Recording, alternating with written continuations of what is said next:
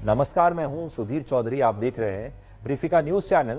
आज हम देखेंगे देश और दुनिया की तमाम महत्वपूर्ण खबरें। लेकिन इससे पहले आपने हमारे चैनल को सब्सक्राइब नहीं किया है तो सब्सक्राइब करें और वीडियो को लाइक करें। कमेंट बॉक्स में बताएं आप हमारी वीडियो को कहां से देख रहे हो।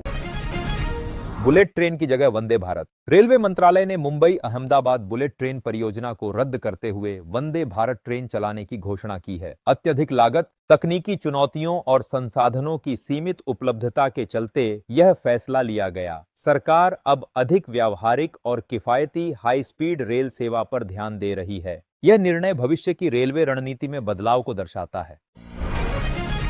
गडकरी का सत्ता और घमंड पर बयान। केंद्रीय मंत्री नितिन गडकरी ने कहा कि सत्ता में आने के बाद अक्सर लोग घमंड से भर जाते हैं। सच्चा सम्मान मांगने से नहीं, बल्कि व्यवहार और कर्मों से मिलता है। उन्होंने शिक्षकों और प्रधानाचार्यों से अपील की कि वे समर्पण और टीम वर्क से छात्रों के विकास में योगदान दें। गडकरी ने शिक्षा को राष्ट्र के भविष्य की नींव बताया है।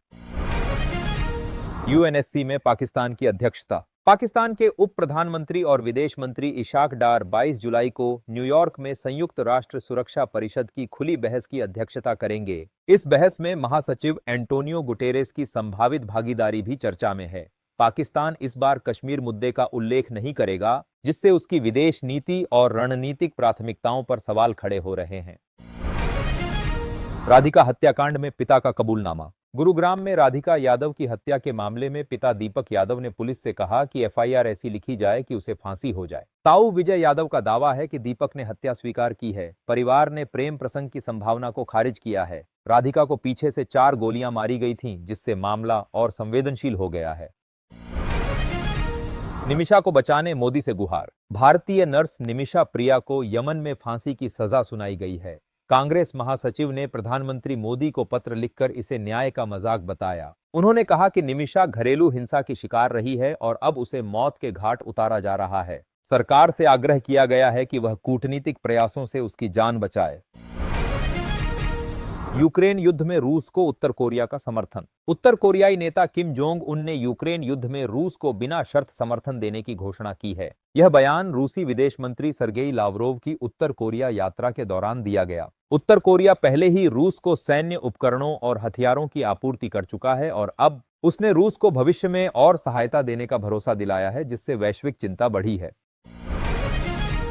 गाजा में 59 फिलिस्तीनियों की मौत, हालात गंभीर। गाजा में इजरायली हमलों और गोलीबारी में 59 फिलिस्तीनियों की मौत हुई, जिनमें 4 बच्चे भी शामिल हैं। सहायता लेने पहुंचे 31 लोगों को गोली मारी गई, जबकि 28 हवाई हमलों में मारे गए।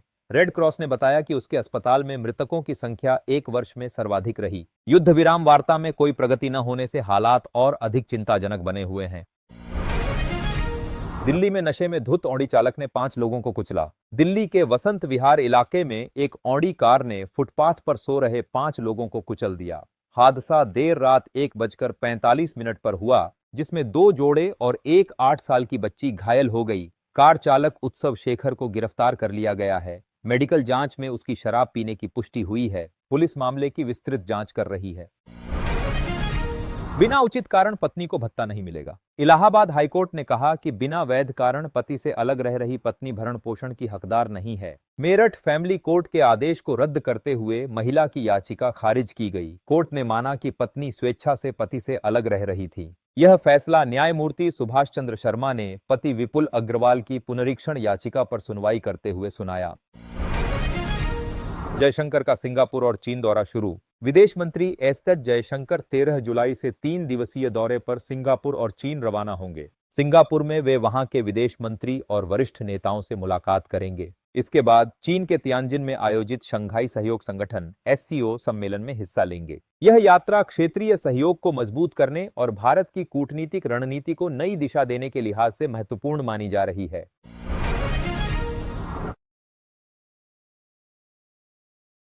गाजा में इजरायल का बड़ा हमला। गुरुवार देर रात इजरायल ने गाजा में हवाई और जमीनी हमले किए, जिसमें बच्चों समेत 52 लोगों की मौत हो गई। नागरिक राशन लेने निकले थे जब उन पर हमला हुआ।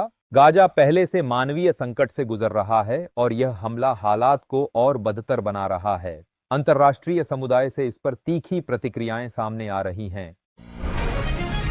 कोयला संयंत्रों को एफजीडी तकनीक से छूट। पर्यावरण मंत्रालय ने देश के 78% ताप विद्युत संयंत्रों को फ्लू गैस डिसल्फ्राइजेशन (FGD) तकनीक लगाने से छूट दे दी है। केवल NSER और अत्यधिक प्रदूषित क्षेत्रों में स्थित संयंत्रों को यह तकनीक लगानी होगी। विशेषज्ञों ने इस निर्णय की आलोचना करते हुए इसे जनस्वास्थ्य के लिए खतरनाक बताया है, जिससे हवा में प्रदूषण और बीमारियों का खतरा और अधिक बढ़ सकता है।